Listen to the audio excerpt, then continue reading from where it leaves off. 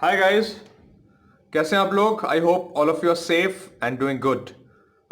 सो आज का टॉपिक है पीपीए इन हिंदी। मेरा ऑलरेडी एक वीडियो पावर परचेज एग्रीमेंट पे बना हुआ है, आपको ऊपर आई बटन में दिख जाएगा, उसका लिंक मैंने दे रखा है।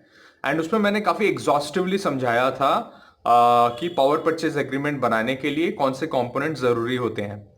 बट समहाउ लोगों की रिक्वेस्ट है कि आप हिंदी में इसको समझाइए और हमको हिंदी में इसको एक्सप्लेन कीजिए। कुछ ईमेल्स आए पिछले कुछ दिनों में, कुछ सोलर डेवलपर्स के भी आए, जो लोग रूफटॉप में काम करते हैं। उनके ऐसे क्वेरीज थे कि हमने किसी के छत में ओपिक्स मॉडल पे रूफटॉप लगाया है, वो पार्टी पेमेंट नहीं कर रही है, पिछले 5 महीने से कोविड का बहाना बना रही है। कोई बोल रहे हैं कि हम लोगों के ऑलरेडी इंस्टॉलेशन हो चुके हैं बट उसके पेमेंट्स कस्टमर ने अभी तक नहीं किए हैं। महीने बिल रेस कर रहे हैं हम लोग, उनका नेट मीटरिंग का बिलिंग भी सॉल्व करके दे रहे हैं डिस्कॉम के साथ, बट फिर भी वो हमारी पेमेंट नहीं कर रहे हैं। तो ऐसे में हमारे पास क्या रास्ते हैं, लीगल रिकोर्स क्या है? सेकेंडली, मेरे को बहुत सारे स्टूडेंट्स, स्पेशली लॉ स्टूडेंट्स ने लास्ट मंथ में कांटेक्ट किया था to understand about corporate PPAs. Because आप लोगों को बता दूं कि वर्ल्ड में जितना भी पावर ट्रांजैक्शन हो रहा है, सो वर्ल्ड में close to 7 terawatt hour every second transact होता है पूरे वर्ल्ड में। एंड इतनी बड़ी अमाउंट ऑफ इलेक्ट्रिसिटी जो ट्रांजैक्ट हर सेकेंड में हो रही है, और इंडिया में जिस is like 160 gigawatt is what we are transacting every day. वो पावर एवरी मिनट, इनफैक्ट वो सारे पावर जो ट्रांजैक्ट होते हैं एक जगह से दूसरी तरफ जाते हैं, इट ऑल हैपेंस बिकॉज उसके पीछे एक पावर परचेज एग्रीमेंट छुपा हुआ है। विदाउट पावर परचेज एग्रीमेंट एक इलेक्ट्रॉन भी यहां से वहां नहीं जाती है। मेजॉरिटी ऑफ पीपीएस जो होते हैं वो गवर्नमेंट बॉडीज के होते हैं, जिसमें सेंट्रल गवर्नमेंट या स्टेट गवर्नमेंट या बाकी देश जहाँ पे फेडरल स्ट्रक्चर नहीं है, वहाँ पे भी जो भी स्ट्रक्चर है उन कंट्रीज में, वहाँ पे भी जो भी पावर ट्रांजैक्शंस हैं वो पावर परचेज एग्रीमेंट्स के थ्रू ही होते हैं। सो that is one of the most binding agreement, जो कि सबसे बुनियादी चीज है किसी भी पावर ट्रांजैक्शन को करने के लिए। नाउ इंडिया में जो स्टैंडर्ड पावर परचेज एग्रीमेंट्स होते हैं जो सेंट्रल गवर्नमेंट के होते हैं, जैसे जिसमें एनटीपीसी सेंट्रल गवर्नमेंट के साथ पीपीए करती है, या फिर कोई सोलर डेवलपर आज के दिन में एनटीपीसी एनएचपीसी या सेकी के साथ पीपीए करते हैं, तो ये बड़े ही स्टैंडर्ड एग्रीमेंट्स हैं। आप गूगल करेंगे तो आपको सेकी एनटीपीसी पीपीए सर्च कीजिए, आपको उसकी स्टैंडर्ड गाइडलाइंस देखने को मिल जाएगी। बट एक और सेगमेंट जो है वो है प्राइवेट एंड कॉर्पोरेट पीपीएस का, जिसके अंदर रूफटॉप प्रोजेक्ट्स भी आते हैं, ओपन एक्सेस प्रोजेक्ट्स भी आते हैं, बिहाइंड द मीटर प्रोजेक्ट्स भी आते हैं, जिनको हम कस्टमाइज्ड पीपीए बोलते हैं। हर तरह से उसके जो निगोसिएशन के ऊपर जिसके टर्म्स एंड कंडीशन होते हैं, वो भी एक अलग सेगमेंट ऑफ पीपीए है, जिसका स्टैंडर्ड आपको गूगल पे नहीं मिलेगा। वो एक हर पीपीए अलग अपने में अलग होता है, हर टर्म्स एंड कंडीशन अलग होता है। And it all depends on आप एज ए डेवलपर अपने कस्टमर के साथ क्या निगोशिएट कर रहे हैं, और या आप एज ए कस्टमर अपने रूफटॉप इंस्टॉलर के साथ क्या निगोशिएट कर रहे हैं। Now to solve this issue, मैं सारे सबके इश्यूज एक एक करके मैं मेल्स पे तो रिप्लाई कर देता हूं, एंड जो मुझसे क्वेश्चन पूछते हैं ऑन व्हाट्सएप में उनको भी रिप्लाई कर देता हूं। बट इट्स नॉट पॉसिबल कि मैं एक जगह पे आके आप सबको एक साथ हेल्प कर सकता। जस्ट फॉर एग्जाम्पल, मैंने कुछ दिन पहले सोलर फाइनेंशियल मॉडल के ऊपर एक कोर्स यूडेमी में लॉन्च किया था, एंड ऑलरेडी 85 लोगों ने वो कोर्स करके वो एक्सेल शीट डाउनलोड कर लिया है।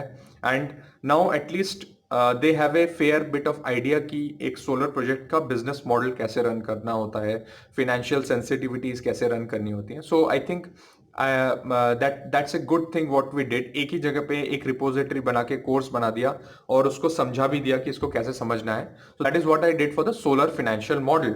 सिमिलरली फॉर पीपीए, मैंने एक नया कोर्स बनाया है, उसका link description box and comment box पे भी है, and it is also uploaded in Udemy platform, जो कि सेल्फ लर्निंग प्लेटफॉर्म है।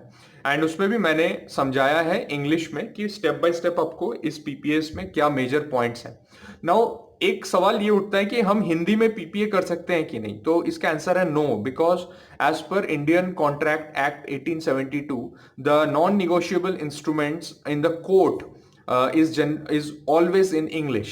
एंड दूसरी दिक्कत ये भी होती है कि आपकी power purchase agreement is a two party agreement जहाँ पे एक बायर है एक सेलर है, और ऐसे सारे एग्रीमेंट्स जनरली इंग्लिश में ही होते हैं इंडिया में, because the court understands and understand and resolve the cases based on Indian Contracts Act 1872.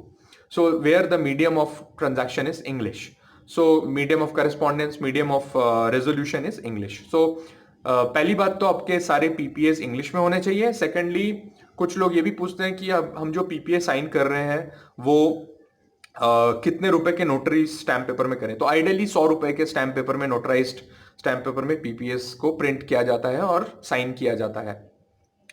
Major points जो पीपीए में देखने के होते हैं वो है कॉन्ट्रैक्ट्स. जो मैं कॉर्पोरेट पीपीएस की बात कर रहा हूं, not the standard government PPS, उसमें भी यही सारे पॉइंट्स हैं, बट उनमें थोड़ा इलेबोरेटेड रहता है और उसमें कुछ चीजें बायर के पक्ष में रख के बनाई जाती है पीपीए में. बट आइडियल पीपीए वैसा होना चाहिए जिसमें जो generator as well as buyer दोनों के हितों को सम्मान देते हुए पीपीए बनना चाहिए, ताकि दोनों विन विन रहे. ये नहीं कि एक साइडेड वन साइडेड पीपीए मैंने बना दिया. तो आइडियली जो मेन पॉइंट्स पीपीए में देखने के होते हैं, पहला पॉइंट है कि who are the parties who are signing. उन पार्टीज के एड्रेस होने चाहिए, उनके कॉन्टैक्ट पर्सन की डिटेल्स रहने चाहिए. सेकंड चीज होनी चाहिए, सबसे इंपॉर्टेंट है टैरिफ. मैं कितने टैरिफ पे पीपीए साइन कर रहा हूं. Third important thing is tenure of the PPA. कितने साल का पीपीए है, 15 साल, 20 साल, 10 साल, 25 साल, ये डिफाइन होना चाहिए. Fourth thing is delivery point. सबसे इंपॉर्टेंट चीज, मैं पावर कहां डिलीवर कर रहा हूं. अगर मैं रूफटॉप इंस्टॉलर हूं तो मेरा डिलीवरी पॉइंट हो गया जहां पे मैं इंटरकनेक्ट कर रहा हूं with the net metering system. अगर मैं ओपन एक्सेस डेवलपर हूं तो मेरा मीटरिंग पॉइंट कहीं भी हो सकता है. जो डिलीवरी पॉइंट है वो मेरे प्लांट के एक्स बस पे भी हो सकता है, वो इंटर स्टेट पेरिफेरी पे भी हो सकता है, वो कस्टमर के स्टेट पेरिफेरी पे हो सकता है, कस्टमर के ट्रांसफॉर्मर पे हो सकता है delivery point. With each delivery point आपका टैरिफ बदलता रहेगा. सो अगर 3 रुपए की पावर मेरे एक्स बस पे है, वो आगे जाके हो सकता है लॉसेस लग के 4 रुपए बन जाए, उसके ऊपर अदर ओपन एक्सेस चार्जेस लग के वो 6 रुपए बन जाए. तो आपका डिलीवरी पॉइंट का टैरिफ बदलता रहेगा. तो ये एक बहुत बड़ा कॉमन इशू है. जब मैं लोग मुझसे बात करते हैं, बोलते हैं मैंने तो 7 रुपए की पीपीए साइन कर लिया. मैंने कहा 7 रुपए तो हो ही नहीं रहा है, अभी तो इंडिया में 3.5-4 रुपए के पीपीए साइन होते हैं. तो फिर बाद में पता चलता है, मैं उनको बोलता हूं अपना डिलीवरी पॉइंट चेक कीजिए, और फिर पता चलता है डिलीवरी पॉइंट उन्होंने कस्टमर के पेरिफेरी पे बना रखा है. So everything changes with your delivery point. जो नेक्स्ट चीजें देखने की होती हैं वो होती हैं आपका बिलिंग साइकिल. आपको बिल कितने दिन में रेज करना है, आपका ड्यू डेट, आपको कितने दिन में पेमेंट आ जानी चाहिए कस्टमर से. अगर नहीं आएगी तो what is the payment security mechanism. आपने कस्टमर से लेटर ऑफ क्रेडिट लिया है कि नहीं, बैंक गारंटी लिया है कि नहीं, आपने पोस्ट डेटेड चेक रखे हैं कि नहीं, आपने कैश रखा है कि नहीं, ये सारी चीजें. Then the sixth point which is major point is, अगर वो कस्टमर डिले कर रहा है then what is your remedy. आप उसको एलसी बीजी को एनकैश करेंगे या फिर आप उसके ऊपर एलडी चार्ज करके बिल आउटस्टैंडिंग होता रहेगा. The next points are change in law. Very important point. अगर रूल्स एंड रेगुलेशन बदल जाते हैं लॉ ऑफ लैंड के, तो मेरे पीपीए का क्या रिकोर्स है, इसको भी देखना जरूरी है. Then the next points of force majeure. बहुत इंपॉर्टेंट. आज कोविड जैसा सिचुएशन आ गया, महामारी आ गई, अर्थक्वेक हो गया, सुनामी आ गया और मेरा प्लांट बह गया या फिर कस्टमर का बहुत नुकसान हो गया, तो क्या रिकोर्स होगा पीपीए में, ये भी लिखना बहुत जरूरी है. So all this things. Then point of correspondence. अगर कोई इशू आता है तो मैं आपको ईमेल करूं या चिट्ठी लिखूं या फैक्स करूं या फोन पे बात करूं. What is our ideal way of correspondence. All this points are very important which should be there in your PPA.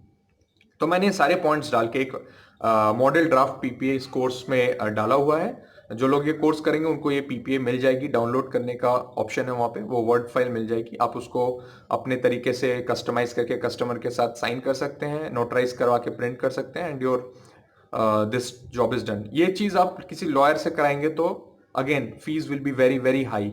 I will not से कितना हो सकता है, वैरी करता है पीपीए के कॉस्ट. कुछ लीगल फर्म्स 20-30 हज़ार लेती हैं, कुछ लाखों में लेती हैं. जितने कॉम्प्लेक्स पीपीए होगा उतना ज़्यादा होगा.